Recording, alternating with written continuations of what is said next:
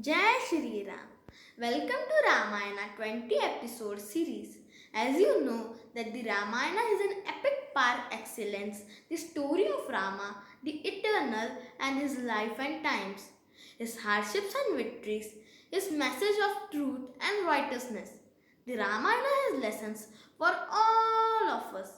In this episode number 1, I am going to cover the birth of four princes. The great king Dashratha of Ayodhya was the grandson of Raghu of the Surya Vansh, who gave all that belongs to him in charity except the clothes on his body.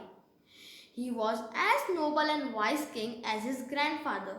He possessed all the virtues of his ancestor and was kind, generous, and strong. King Dashratha's empire, with its capital city Ayodhya, was vast and lush with forests and rivers, and stretched right up to the river Ganga. His kingdom was prosperous, his subjects did not lack anything, and were happy to be ruled by a noble king such as Dashratha. The king had more wealth than Indra and Kubera put together, and was as learned as a Maharishi. His people prospered under his kind and generous rule. Many sages made their hermitage in the kingdom of King Dashratha, and he was known to be pious and God-fearing. He prayed to the sun god Surya every day and was very content. The only regret in the king's mind was that he did not have any children of his own. Not one of his three queens, Kaushalya, Kaikeyi, and Sumitra, have borne him any children, and this saddened him very much.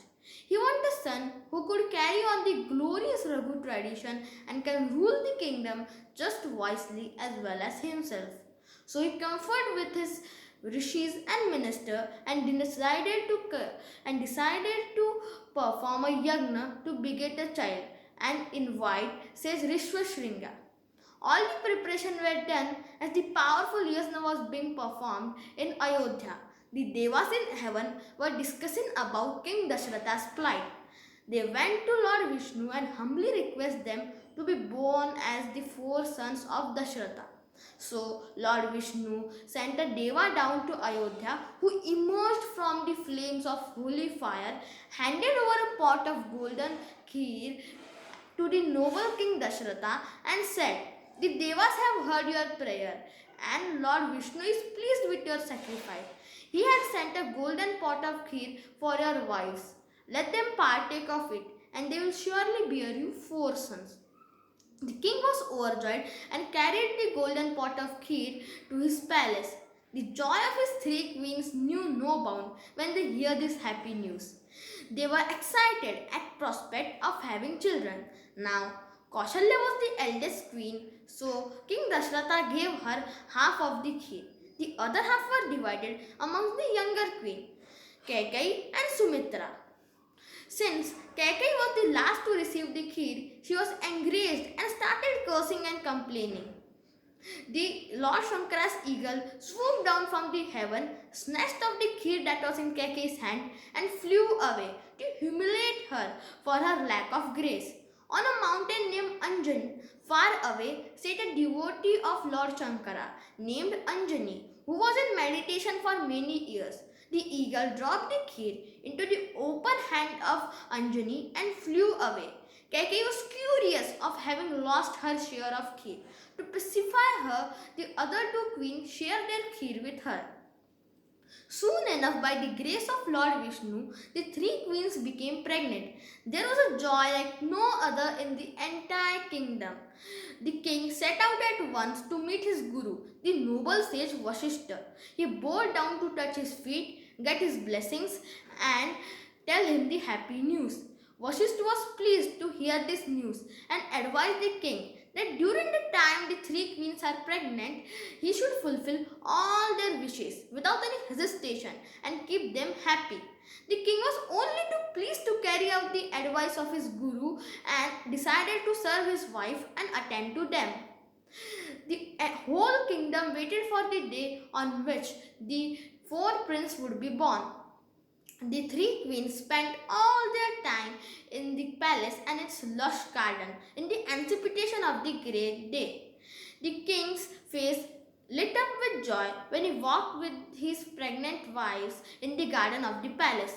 It was noon on the seventh day of the month of Chaitra, and the sun was high in the sky.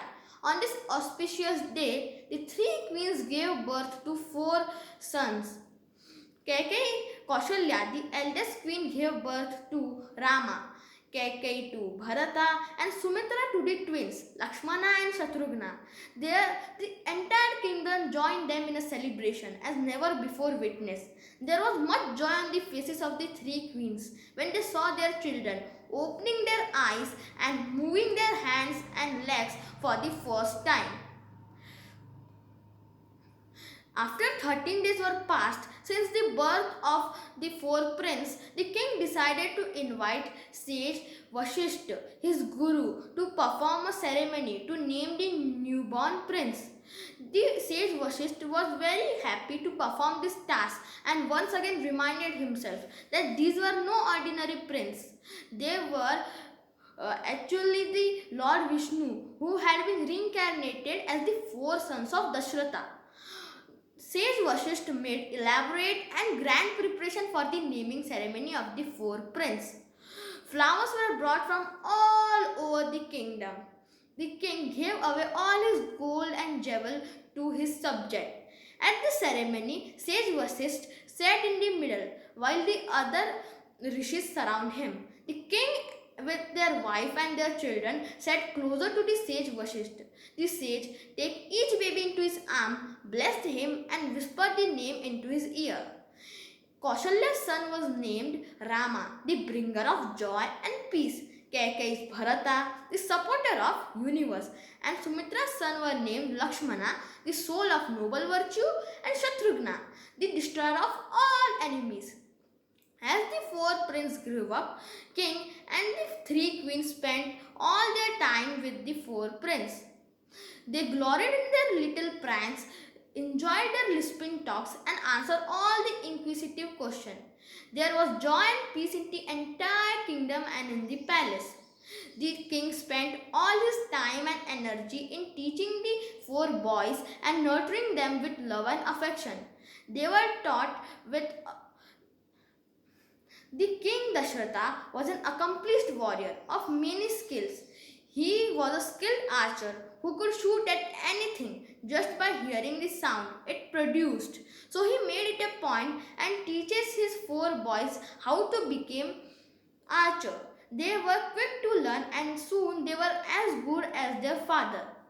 The king's chest swelled with pride when he saw the four boys display their skill. They have nearly attained their education and were very skilled with their swords and their bows.